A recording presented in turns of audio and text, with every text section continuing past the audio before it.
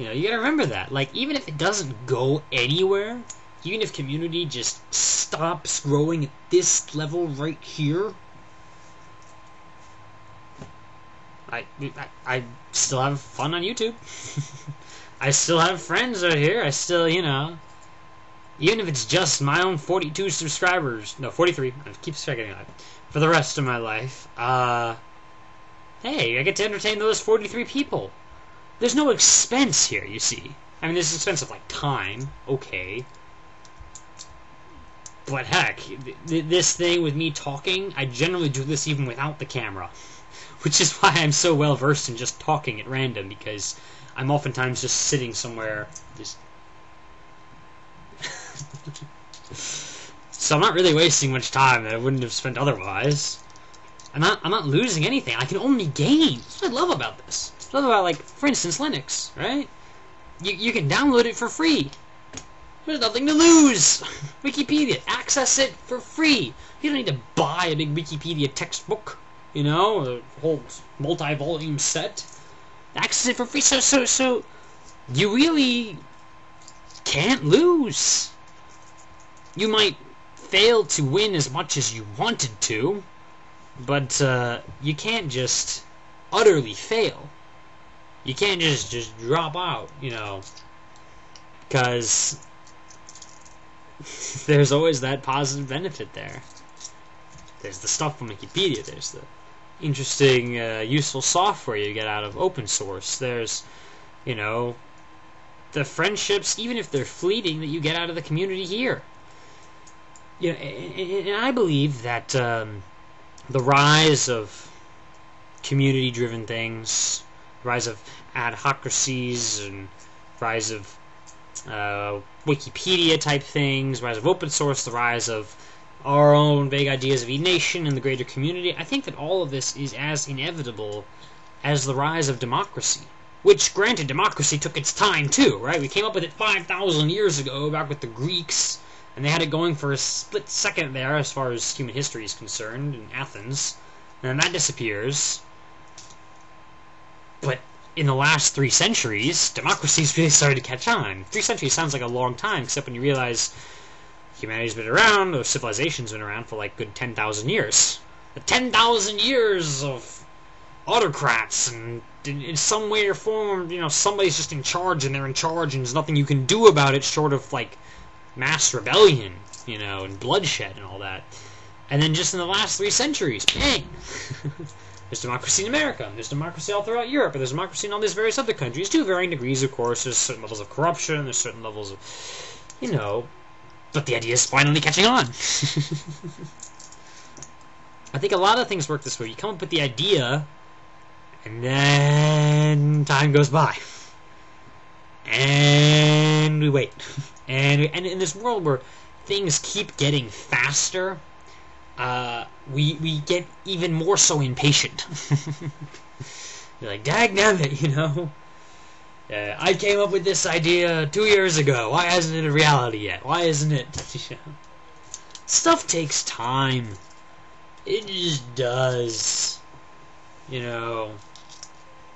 But all this time is not wasted. You know, this you and me and whoever just talking about random stuff, talking about community, feeling, you know, we're making a sort of progress because we're like laying the foundations, you know, we're laying the groundwork. You know, democracy, modern democracy didn't just pop up one day. There was, you know, several generations, or if you want to get down to it, 5,000 years beforehand. I think it was 5,000, whatever. Of people kind of, you know, once in a while talking about it. So the guy has this weird idea, he calls it democracy. But, like, the people would govern. I don't know about that. That sounds pretty weird. But, like, you know, we just talk about it. And it slowly starts to seep into the collective consciousness. Right? And thanks to the internet, things can get into the collective consciousness a lot faster. Not as fast as we'd hope, but a lot faster anyway.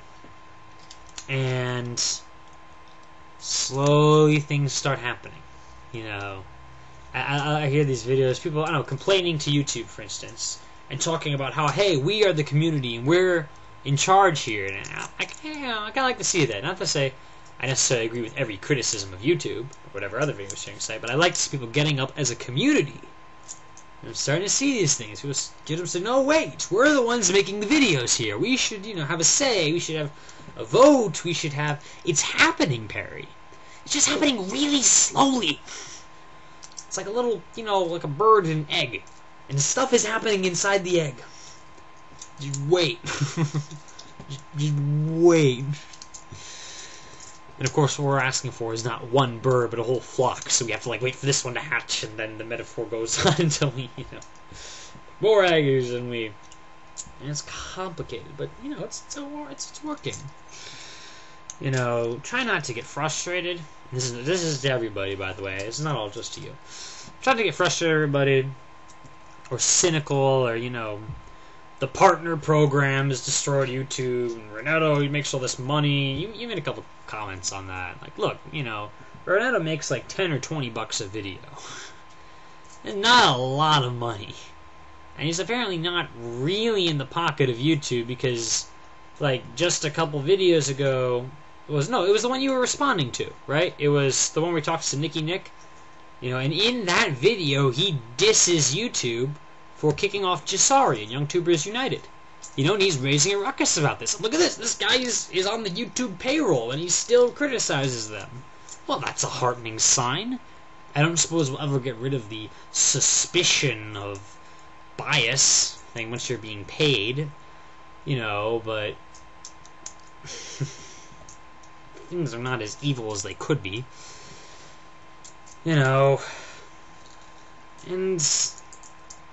how can I say? We have our community, and it's small, but it's growing. It has to grow because, like democracy over monarchy or whatever else comes beforehand, democracy is just fundamentally better. At some point, you just can't get over that. It fundamentally is better. It helps you make better decisions. Not the best decisions. So far, democracies have made plenty of mistakes, but still better than what we had. And this worldwide community is you can connect with thousands of people instantly. I think that's fundamentally better than limiting yourself to whoever is physically close to you. I mean, I have no problem with physical contact. I do like to see people in person, but there's something really great about being to talk to whomever, regardless of where or even when they are. It's happening, Perry. It can't fail, no matter how many times it stumbles. Not unless some nuclear disaster just blows apart humanity, right? The community is undying, and it will succeed, and it is succeeding to a degree. And be happy for what we already have, and look forward to what we will have, and don't worry so much about what we don't have yet, because I think we'll have it. So long as we keep trying, and keep talking, and keep hoping, and wishing, and dreaming, and doing. We can get past all our obstacles. We can get past, YouTube, you say, doesn't make enough, features for community development. Well, that's true. Maybe we'll eventually persuade them to make these set of features. Or maybe some other site will make some features. Maybe we'll make an open source video sharing site, run on a BitTorrent style platform so you don't even need central servers. And then we'll all seriously be a part of it. We're already thinking about it, right? The ideas are out there, and ideas are the foundation of everything. Married to actions, of course. I think the actions are on their way also. And I, for one, have real hope for the future of, society in general. And in the meantime, I'm so happy with what we've got. Just because there's some amount of beauty in the little bit of community we have already. So don't lose hope. Thanks for watching. See you later.